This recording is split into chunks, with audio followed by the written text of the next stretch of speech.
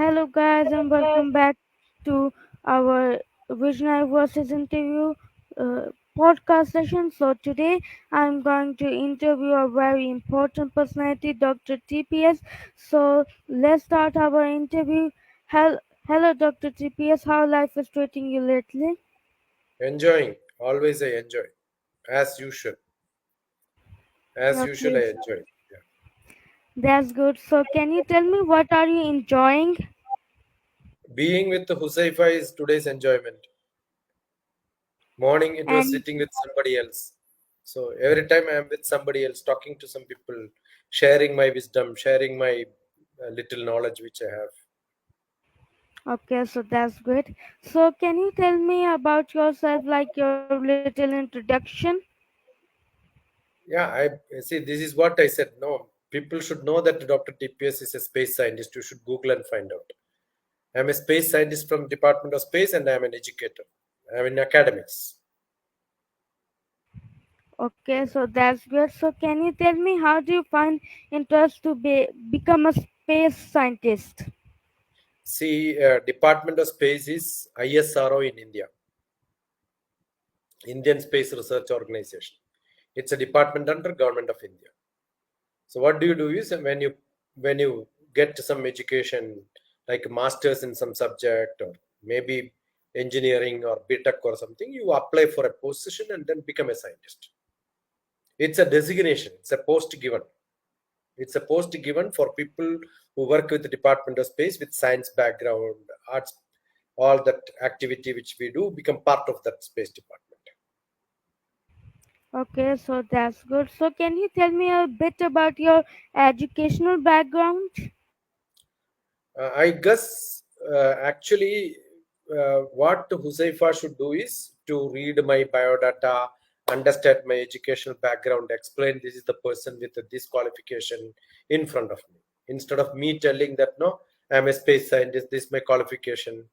And you should ask something which is very specific to know a little bit more about that. Anyway, having said, I'm a PhD in mathematics, I'm an LLB, I'm an MBA, I'm an MS. It's boring for me to tell what is my qualification. An interviewer, a person who comes to know little bit about me, should know little bit about me. Without knowing me, you will not come to me, right? So you have understood that I am a space scientist, you know that I have this qualification. That is why you are in front of me. So that you should tell and then start something else. That is what should be done. Okay, Yeah. so thank you for giving suggestion to improve my interview session.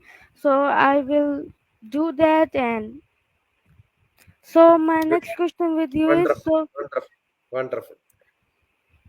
you're welcome. So, can you tell me how do you find interest to do this math and whatever you tell about your educational background? How you do find the subjects are good to be in the space scientist area, and how do you find interest to be the space scientist? See, it is not maths or physics or space, even cooking I love, music I love, art I love, craft I love. But you can't do many things, right? You need a profession. That profession happens to be in the space department. But I poems, I read, I write. All these are different. I do agriculture. So life is with a lot of different varieties. Okay, so thank you for giving your answer. So, my next question with you is, can you tell me what do you think the space in the space department, what changes can be big, bring to it? See, when I joined maybe 30 years back, 35 years back, what space department is doing is not what today space is doing. We have flood, we can take a picture. We have in forest fire, we can take a picture. We can see the sea surface temperature difference and then identify where the fish is available.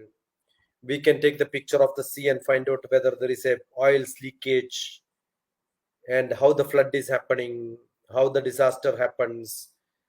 So many things are possible, and it also can be used for planning. Where are you from, Hasefa?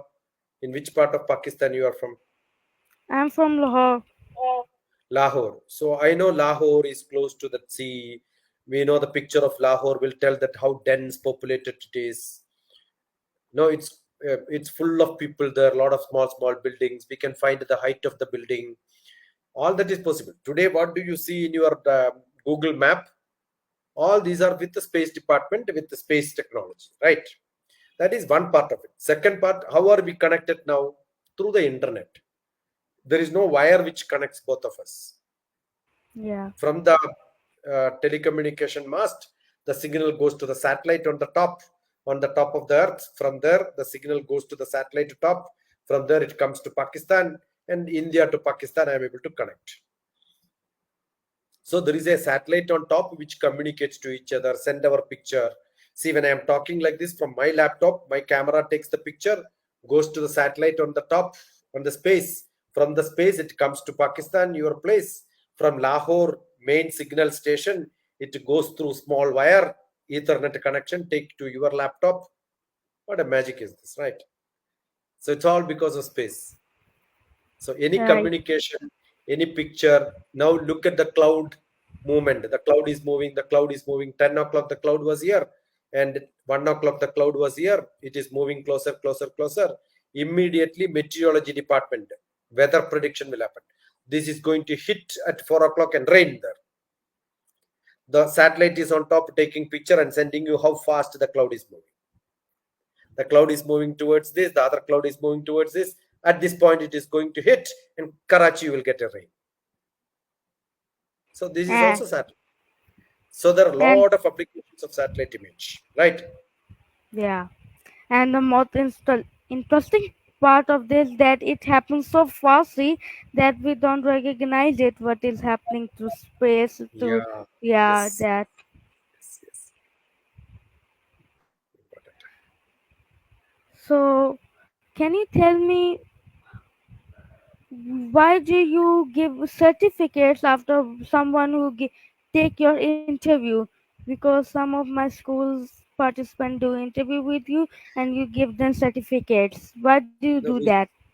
Husaifa has come here for certificate or to know and interview me. I come here for interview you, not for certificate. If you don't Okay. give me, it's fine. Okay. Now, when you go to school, are you going for certificate or for knowledge? Both. Yeah, both. Correct. So you came to interview me for knowledge, but you somebody has to give a certificate, right? So if I feel you have done good, I write that. So I remember, oh, I have given to this. Otherwise, you will not be recognized. Everybody likes to do a recognition, right? Suppose you speak very well, and then when you said, "Nah, I am going to do this. I am going to apply this. I will next time ask after studying. I will not ask this question." I said, "Wonderful, very good." That's by oral certification. I am showing my appreciation. So certificate is another way of appreciation. So I love to appreciate people. Generally, when youngsters comes, I don't give to elderly people. They're not required, but I'm sure Hafeza also is value that, and people understand that. Earlier I did not give, but then I thought, yeah, it's better to give. Not to everybody. There are people whom I scolded and then thrown out also. They will not be knowing. They will not come on the. They will stop the live and then vanish from this place. Understood? Not that every student of your group, everybody does well. There are people who schedule a meeting at 7 o'clock, and 7 o'clock when I asked them, they said, "Sorry, I'm not available. I forgot." Now, what did you do? You have sent me a message asking half an hour back today, remind you. So, don't I have to appreciate one who does it, who doesn't do? I have to distinguish them, right? And each certificate I write specifically what sort of a person you are. What is that wordings also you can see I change. It is not a printed certificate to give to everybody. Look at what is that you are doing, appreciate word by word. So it's an appreciation from me. Maybe a very small thing, but it's an appreciation for my happiness.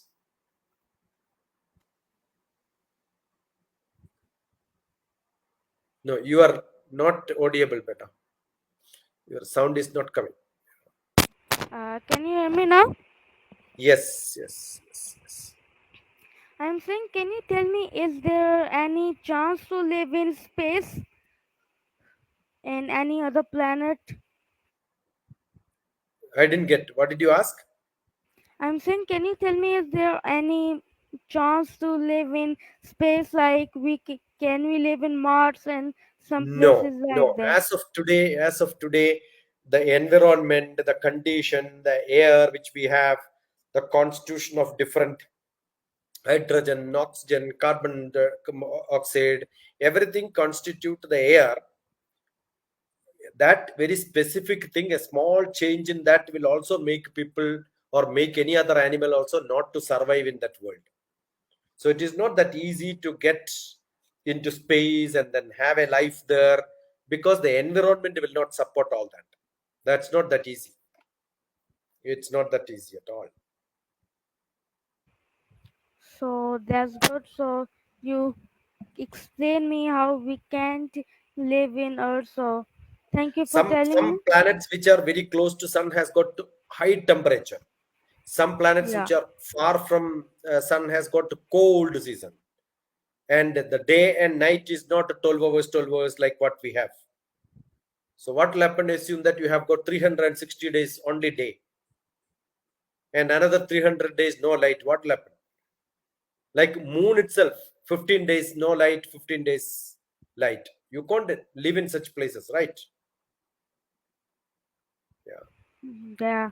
So it is very interesting to hear from your side that moon have 15-day light, and I don't even know that moon have 15-day light. So can you tell me why the moon have 15 days light? And Not every portion, but some portion of the moon, it is like that. That is why when you see the moon, you can see the reflection from our side, right? But some other portion is not, because moon itself is like a mirror, it's a globe. So when it is close to the facing the sun, it will have light. When it is not facing the sun, it will not have. Earth also, because it's 360 days 24 hours, it keeps rotating. We have got in the north pole and south pole different time. We don't live there, right? In northern hemisphere, there are places on earth itself 3 months full day and another 3 months full night. It is not moon alone. In earth itself, there are such places, I'm saying.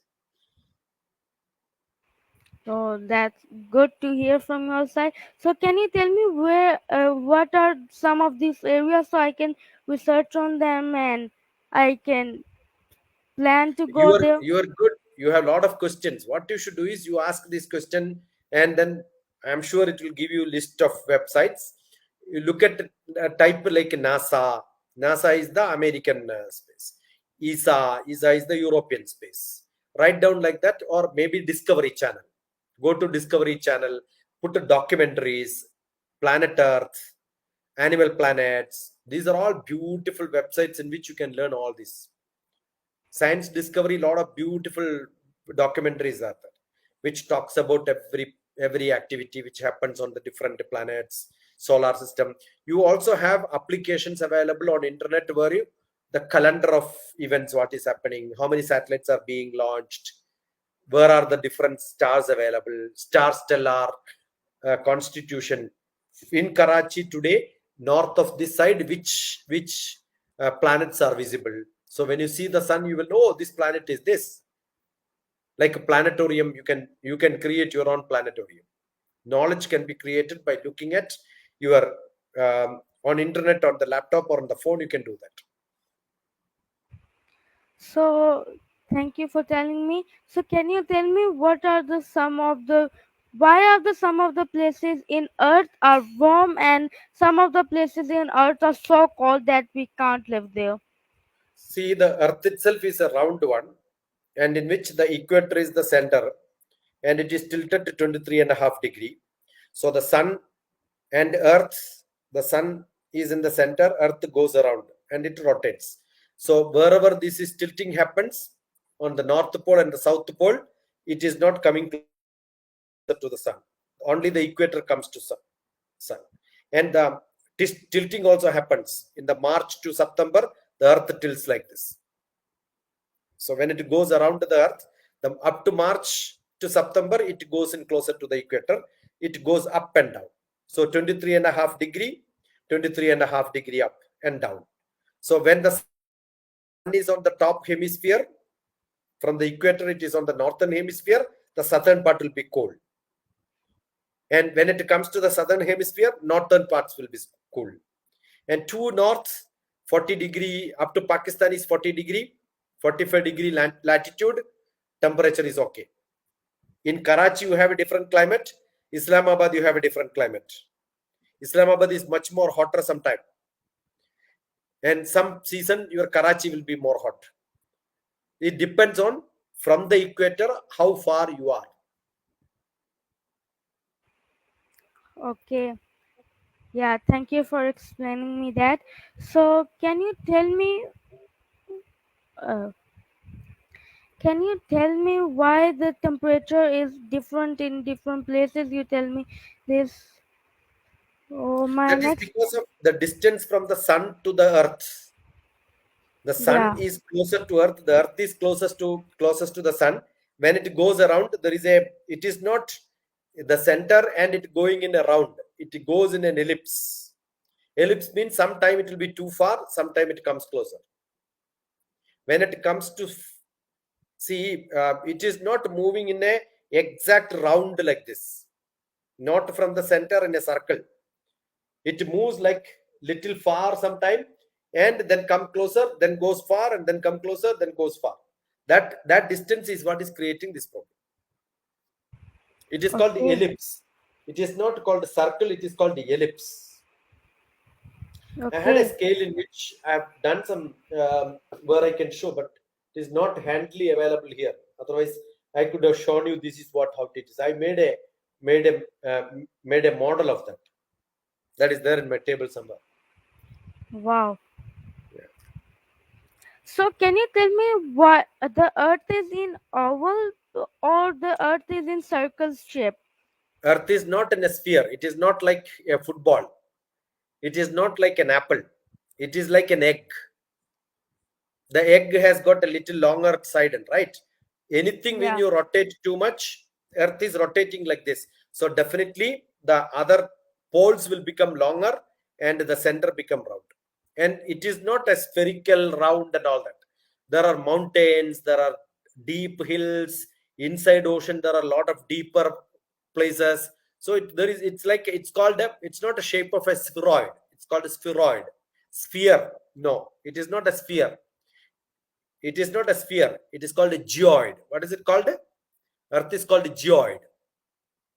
Geoid Geoid. means the shape of Earth is almost like an egg shape, almost like a sphere, but it is not. It has got a lot of ditches. It has got a lot of. Suppose somebody says your face is round, does it becomes a flat face? We have got a ditch here, a projection here, dip inside. Similarly, Earth also have got ups and downs.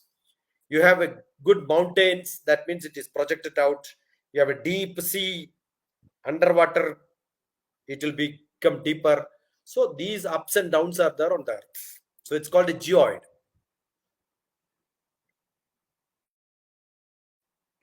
Okay, so thank you for telling. So, can you tell me why in the summer the mountains are the temperature in mountains are normal, but in the winter they is so cold in mountains? See, when the sunlight comes to the earth, the sunlight doesn't have any temperature. The light is only light. But in the atmosphere, when it passes here, it hits on the ground, and once it hits on the ground and reflects, it moves this much distance in the atmosphere, again back in the atmosphere. So that distance it moves in the atmosphere, there is a temperature generated on the earth's surface. So in the mountain top, what will happen? It hits on little less distance. Down the ground, it has to come this much also down and then go up. So this distance is what is creating the temperature difference. Number one. Number two, when down area will be always close to the sea. When it is close to the sea, the humidity also will be more. Humidity more means the water content in the air will become more. because when you boil water, air vapor will go. Similarly, from the sea also, the vapor goes into the ground.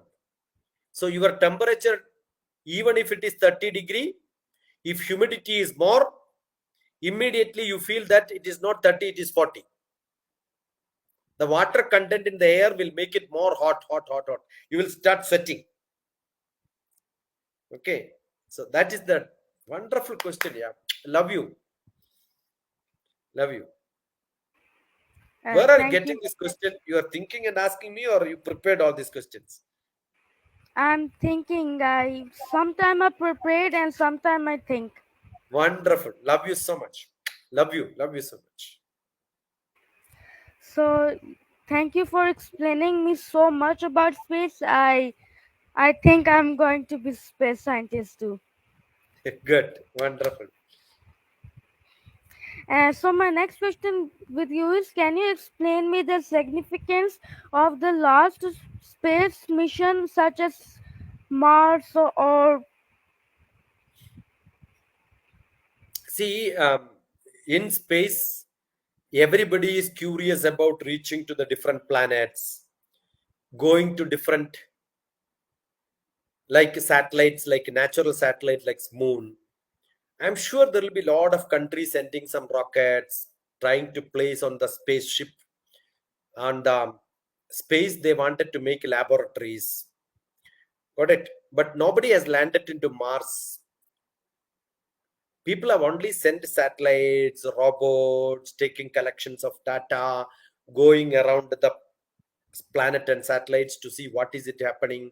They cannot land, but they can go around it. Got it? So such experiments keeps happening so many. If you look at orbital calendar, satellite calendar, mission calendar, there will be a lot of websites in which you can see a lot of people keep sending. From China it goes, Germany it goes, Russia people send, America sends, India is sending, right? So a lot of people keep sending such missions. They are called space missions. Space mission can be for having a laboratory in the space, or it can be to the remote sensing. And remote sensing is looking close to the earth, like a Google map what you have. And geostationary satellite, to this see the weather prediction communication. And above that it can go to moon, above that it can go to Mars. So, and lot of other observatories are there. It wanted to see what sunlight is happening, how much is the temperature, measure something, take some pictures in the space. There are so many observatories. Man missions are very less. Sending people there, no, not many. Even in space shuttle, people are gone. Now there is a space shuttle in which people have gone. Even an Indian is there, but they are not able to come back because there are some fuel leakage. The vehicle is not able to come back. They have to wait until the next vehicle goes and picks them up. All this keeps happening. okay? So my next question with you is, can you tell me why Neptune is not a part of the solar system now? See, we have a telescope which looks at a, a collection of some dust. Maybe it is moving like a rock for some time. And then with that telescope, that point of time, when we have seen, people identified, oh, that's one of the planet. But we got a better instrument. We can identify much better, see clearly. Then we found, oh, it is not a planet. It is only some dust here and there. It is not well connected. How can we call it as a globe when it is disconnected and there are gaps in between? Because of some weight, how the planets moves in the solar system, or solar system moves in the galaxy, because of the weight of the, or the mass of the items which is there. The earth has got a weight, moon has got a weight, Mars has got a weight, Jupiter has got a weight, Saturn has got a weight. With the attraction of each other, and attraction with the sun, akrishti is the word for attraction in Sanskrit. Akrishti Shakti. Shakti means the force. Akrishti Shakti Stumahitaya Yad Gastam Sabimukam Swashaktya Akrishyate. Each person, assume that somebody pulls my left hand, somebody pulls my right hand, and somebody pulls me back. what will happen to me? I cannot move anywhere. You will stay So there. many attractions of different planets, this way, that way, this way, that way. It is getting attracted and it keeps on moving together. It is moving like that. So some dust particle joined together, and then we found some scientists in the earlier generation thought, oh, it's a big planet there. But later we got a better telescope, found a lot of pictures. We found the shape is changing. It is not like a sphere. It gets distributed here and there. So it's only a dust particle. It is not a planet. Okay. So my next question with you is, can you tell me what is the most interesting in space mission you have done till now? No, I am not. I am not on space mission. My job is when the satellite will take a picture of the ground, it will give me the picture of the ground like what you have seen in the Google map. Create such maps. The earth is moving very fast. Satellite is moving very fast. Satellite will go around the earth 14 times per day. 1.5 hours it will go one round around the earth. Assume that Huzaifa is moving behind somebody who is running, and you are also running with a camera. When you take a picture, will it be clear? So No, it earth is won't. moving very fast. Earth is moving very fast. Satellite is moving fast. It is taking picture, and the atmosphere is 800 kilometer away, 700 kilometer away, 600 kilometer away. Camera is not very close, very far. So when it takes picture, nothing will be clear. So my job is, I'm an image processing man. Any picture which is not clear, I can make it better. And that So is how the picture in the Google map is coming. So the picture which is in the Google map today is 600 kilometer height. It takes a picture on the ground. And that is why you are seeing, right? So my job was taking pictures around India and then find out what is happening there. So I was looking at all that images. That was my job. Creating such map was my job. okay, so that's good. So why don't the satellites stay in one place and the Earth moves and satellites grab the picture from the uh, when the Earth is moving? So why it's not that happening? See, when the earth is moving like that, if I keep the satellite only, that the picture of that area will not only come, right? I wanted to have picture around the earth. So what should I do? The satellite should go. I want a orange is there. I want the picture of the orange. What should I do? The camera should go around the orange, right? If I keep there 24 hours after that only I get the picture. To keep the satellite there is no method, because I am keeping the satellite. It's also in the space. I cannot tie it with a rope and then keep it there. It always moves. I cannot stop moving it.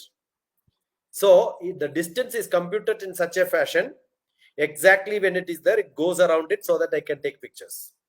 And earth also revolves around. It is not that rotating, it revolves. 365 days it has to go one round. It also spin by itself. So satellite also have to do all this. XYZ, XYZ. It has to go around like this, zigzag, zigzag. Yeah. Okay, Good boy.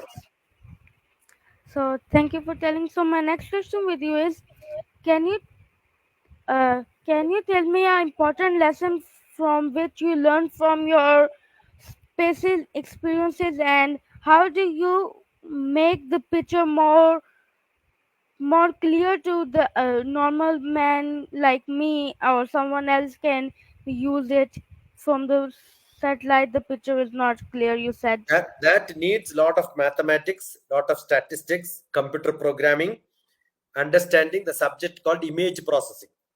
The subject is called remote sensing image processing. So I need a computer to show that. I will look at this and then say, oh, some when you look at a picture, some portion is blue, some portion is white. If it is not clear, what do I do? When the uh, in your television picture is not clear, what do? You have brightness control, stretching, contrast stretching, all that we have to do on this image.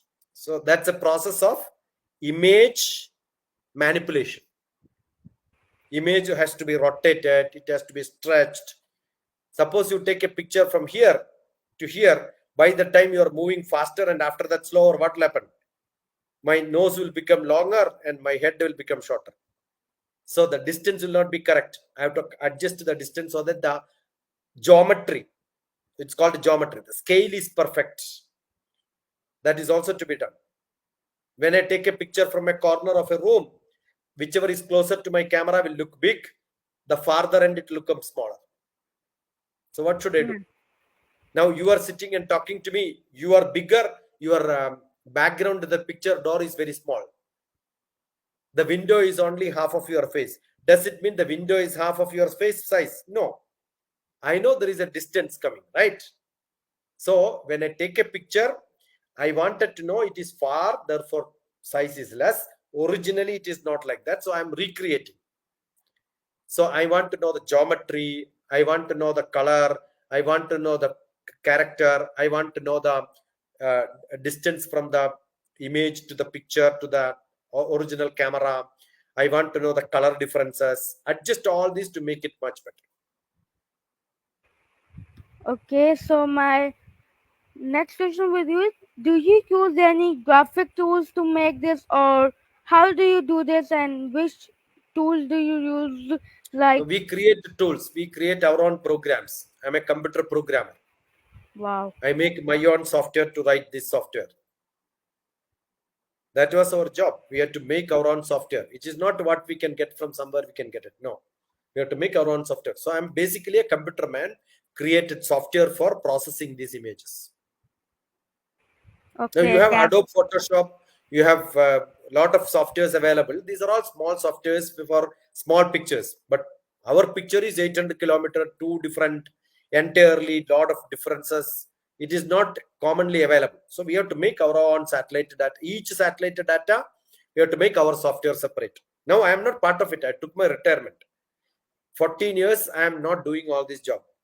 You asked me what I did when I was in space department. Now I am out of my department. I am a free man only into education. But this is what I did when I was in Department of Space. So it doesn't mind if you are doing it, if you have done it, but you have experiences of it and knowledge of it. So that's the what it mind. So can Wonderful. you can you tell me an important lesson that I should learn and my viewers should learn from you?